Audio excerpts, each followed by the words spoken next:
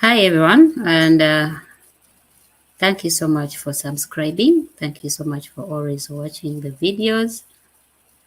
My name is Stella, and those of you who are new to the page, I'm broadcasting from Quebec, Canada. And today I want to share the process, how I came here. Those of you who have been following, you've been seeing various videos and you've been waiting for the steps like I promised before. But the reason I started with those videos, I just needed to bring out the various ways one can come here and also what is required for you to qualify for those programs.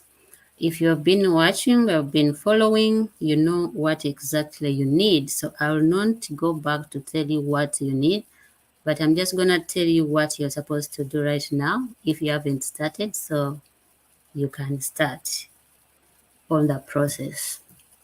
Because if I didn't do that, if I did not, for example, start by sharing the various programs and also what is required for you to be able to qualify, maybe I would be wasting some people's time. Like, for example, if you don't have the experience, if maybe you are not of age, maybe you are very old or very young, or you don't have the education, you don't have the experience, it wouldn't have helped. So that is the reason I've been getting people commenting that it has taken them so long, they have overweighted. And today, at the end of the video, I'll share the link to the lawyer that I actually used. So you can also consult them. They have a free assessment page, like form, where you can try before even you go maybe to sit for to do what I'm gonna tell you. You can start by you can fill that free assessment form to see if you qualify for. They have various programs. The reason why I don't want to give you details of what happens in every program, I came here as a skilled worker under the Quebec immigration program. So I understand that. And because I'm sharing based on experience, um, I want to tell you what I know. I understand that the process changed a little bit, but still the requirements are the same. So um, what you have to do, first of all, you have to sit for the IELTS. That's an English test, international English test, which you have to pass because you saw that it's one of the requirements. So at least aim for 6.5 and above. Because if you don't have, for example, a relative in Quebec, you haven't visited here, you don't have education here, you don't have like, you cannot get points in those areas. So you have to maximize where you have control. And at least if you maximize everything in English, that is going to help you to cover for what you cannot get. So once you sit for that, while you are waiting for the results in Uganda, if you're in Uganda or East Africa, wherever you are, at least we have British Council. You go there, ask them, they're going to give you all the information. And before you go there, maybe before you start, um, before you sit for the exam, you're gonna find many trials on the internet. You may not need to pay for those trials or people to train you to do that. Just go on the internet and search for IELTS trial exams. Try them before you sit the exam. That's what I used and I was able to pass. I passed the first time. If you sit and you don't pass, go back and sit until you get the results that you want. But the problem is that it's expensive. I think it might cost like 1.5 million Uganda shillings if you live in Uganda. So it's a bit expensive. So before you go, make sure that you're going to be able to pass. However, if you don't pass, you can still go and sit until you get the result that you want. And also, when you are filling that free assessment form, you can assume a certain some points that you think you'll get in English and you put them there. But if you are coming to Quebec, you need French. French is one of the requirements and it weighs like 12 points. So at least you have to study French. That is now another step you have to take. Go study French. French, people complain that it's very difficult. Yes, it is. It's not so easy, but you are tougher than French. French is just a language anyone can learn. Like we were not born speaking English. You don't have to be perfect. Our English is not the best, but as long as you can communicate, that's what you need. Go learn French, and where you can find French in Uganda, if you are in Uganda or East Africa. I think East Africa or Africa, you're gonna find every country has got where they something called Alliance Française. In Kampala, we have it. I don't know exactly. I think it's in Bukoto. That's where you're gonna find it. Go there, ask them to subscribe for classes. They're gonna tell you when the classes are gonna start. Or if you don't want to do that, I know the president of the French language, I think, association in Uganda. Just contact me. I will give you her details. Miss, she's called Madame Agatha Gatt. I have seen her she's been promoting this language, and I heard that it's gonna be the East African language. I think learning French now in Uganda and East Africa is very important. It's not a wastage of time. Even if you don't come here, it's gonna help you. So go learn the French, or you can go to Makerere University, the Institute of Languages, that's in Uganda. But I think in every country, you're gonna find where you can study French from. And if you do not want to do that, of course, there are very many French lessons online. Go to YouTube and just look for beginners French. You're gonna find people like Alexa, like Pierre Francois. There are so many people. If you want, let me know. I'll give you the links, because at least you can study it from home.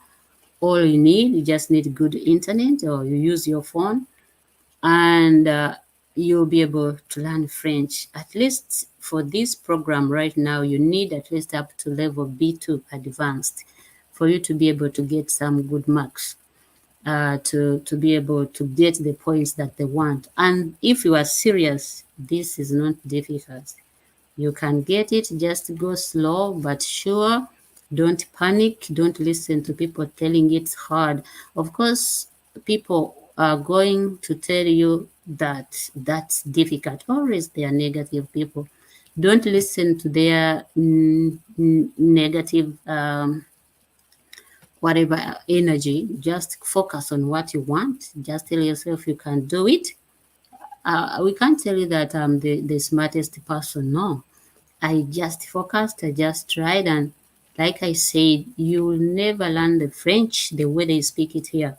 It's difficult, but once you come here, you can still go back and refresh your French. And if you live with them, it's easy to learn, because you already have that background, because you speak it up to a certain level.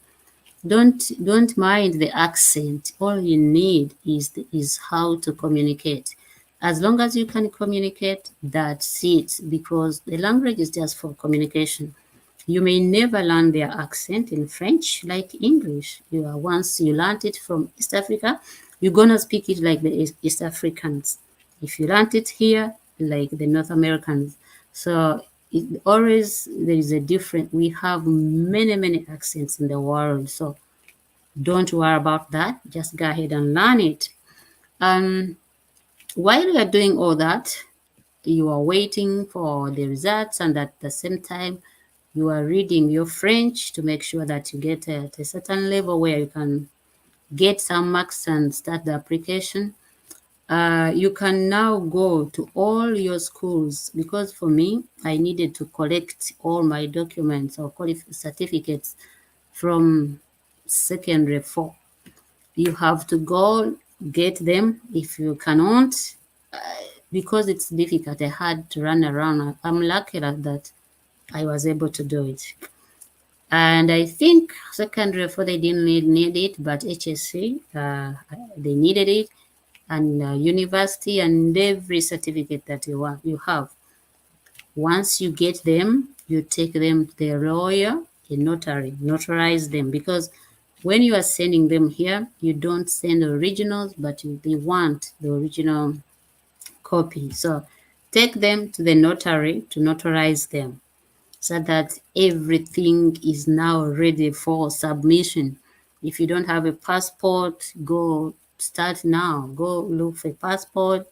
If you cannot do it yourself, there are so many people that help people um, to get passports. But I think it's easy. Anyone can go to the Minister of Internal Affairs and you get your passport. Only that if you do it panicking, it's gonna stress you. So start now, so that you don't have to stress, you don't have to panic. And once everything is together, and everything has to be notarized, get a copy, notarize. Everything has to be notarized because that's what they want.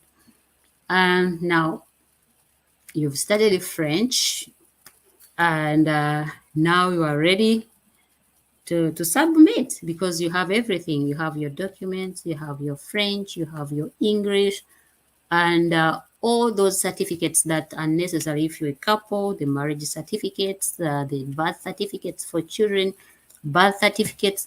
But everything is when you go to the website where there is a video where I explain how you can migrate to Canada using Quebec skilled worker. The documents that are needed, they are all there. Just go back and read and know what is necessary.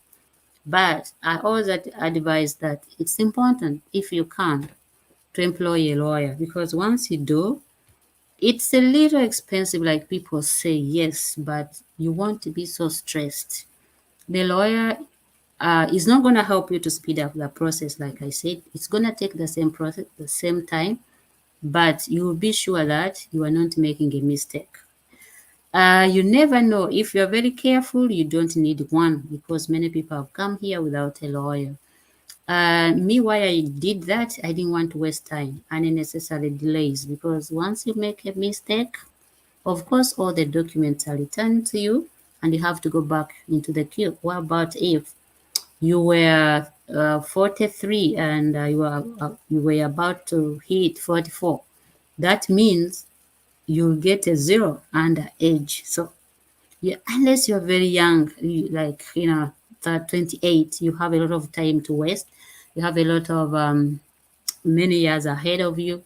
It's like even if you lose here, you can reapply. But if you are at a certain age, you are in a certain age bracket or somewhere where you are about to lose points under age, I wouldn't advise that you do it yourself, because you will miss out because you were saving $3,000, and you're going to miss on so many other things. Maybe you were doing it because you want your children to come here and study, have good education and free, many things depending on what you wanted. But if you do what? If you save, you are likely to lose. Just give me a second. So, well, when all that has been done, you are ready to now to go and now start look for the funds, because they need proof of funds for you to come here. In that same video, there is everything, how much they need for you to migrate here as an individual, as a family, if you have children, how much money is required, all that. You're gonna find it in that video. I'll paste it here so you can go back and listen and see what you want. Now, proof of funds, how are you gonna get the money? If you don't have the money, you don't have to get worried. If you've been working for some time, many people have been saving with NSSF.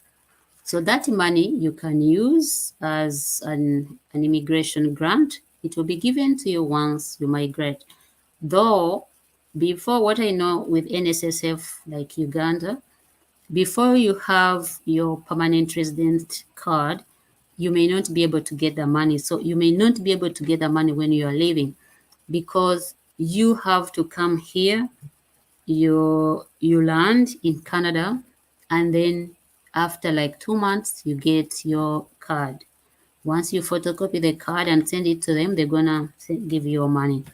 But remember, this money is needed at the point of entry. So you have to start saving now. If your loan is like $5,000 or 6,000, let's say maximum, that money, anyone working can save that money. If you are really interested in what you're doing, you start to save now. And even if you don't have that money, but you have titles, you have anything that can show that when you are leaving, you're going to sell and get money, they will accept it. Somehow, that's why you need a lawyer, because they're going to advise you on certain things that you may not know. That's why I advise that please try to involve a lawyer if you can, because of the advice they give. And so you don't have to get worried. It's like you just sit there and relax, and they just tell you, we need this, we need this. You just give them the information. I know you fill the forms yourself, but they go through. And just in case there is an error, they're going to send it back and tell you, please correct here before you submit the documents. Once you submit, or the lawyer is going to submit for you, you just sit there and wait. And you just wait. Like now, you wait for 1 year, maybe they get back to you. Once they get back to you, they're going to ask you to go for an interview. They're going to set up an interview. You go, ordinarily in East Africa, it's in Nairobi. You go and you are interviewed. I don't know what they're going to ask you, but there is an interview that you need to go and attend. Sometimes it's in French. Of course, they need French. They're going to ask you in French. So you need to know the French to speak there. So you need to learn some French. You need to learn. But I passed it. If I passed it, everyone else can pass, because I mean, this is something anyone can learn. Okay. Now, once you've gotten your, of course, once you pass the interview, they give you a selection certificate that day. You come with it. And now you start to apply for your PR, that is the permanent residence here. Now that you do with the government of Canada. Previously, you've been dealing with the Quebec government. Once they select you, they accept you, the government is going to also check what they are looking for. It says if you pass what they want, you're going to be accepted here. Of course, the government is going to look at your health. If you don't have those diseases that they consider, like, I don't know what to say, but there are certain things they check. At least you have to be healthy. And once they find that you are healthy and you can be acceptable here, they will give you a go ahead to go and get your visa. Of course, they're gonna select a date. Once you apply to the government, they're gonna send you to their doctors, and every country has got a place where they're gonna send you, and they're gonna verify whatever they tell them. They're gonna check a lot of stuff. And if you are healthy and your family, whether you are coming here with your wife, your family and children and everyone, or if you applied as a family, but one of them is staying behind, like people can apply as a couple, or a mother alone can apply with the children, but you decided to leave the children behind. Now, but when they are checking, everyone has to be checked. But if they find one of the family members is not healthy, of course, everyone won't get the one, won't get the visa. So we pray that everyone in the family is okay, because if anyone is not, you may not get the visa, you may not pass. They'll also check security for all those 18 and above, whether you are coming or not. I think at that level, they only check the person who is coming. I'm not so sure because for me I was alone, so it was me and the children were young. We are below 18. If someone is below 18, they don't have to bother. They don't check. So that's why a lawyer is necessary. So if that is done, security is good, everything is good, they're gonna get back to you after some months and ask you to go to the embassy. They have I don't know, they have something on the Google Pass there, or where you go and pick up your visa. They will send, they ask you to send your book, the passport there, and after like maybe a month or 2 weeks, you're gonna get your visa. And now that's the process. So at the end of this video here, let me share with you the link so you can go. I have seen people, I remember last time I presented, some lady asked for a link for the lawyer, I forgot, but let me put it here so that at the end of the video, you're gonna find it. Let me share and show you where you have to go, because when I say here, I may miss out something, but let me show you uh, where we can find it. I share that screen here, this one here. So this is the link where you have to go and consult. These are the lawyers. All right. So yeah, I hope this is going to be able to help someone. Wishing you the best, guys. It's easy. Don't be scared. Just don't listen to people telling you it's impossible, because it's possible. And thank you for subscribing. Thank you for always sharing. Please share so that we can help someone else. I know there are many people who may need this. The way you need this is the same way someone else may need this information. Like I always say, I didn't have the information. I came here late. If I had the information early, I would have come here early. So guys, have a great day. Thank you so much. And I hope to see you soon. And I'll be coming with something else. What happens after you have submitted, you have received your visa? Because now it's easy. Just make sure that you get it, because it's possible. Have a good day, guys. Bye-bye. And hope to see you soon. Thank you so much.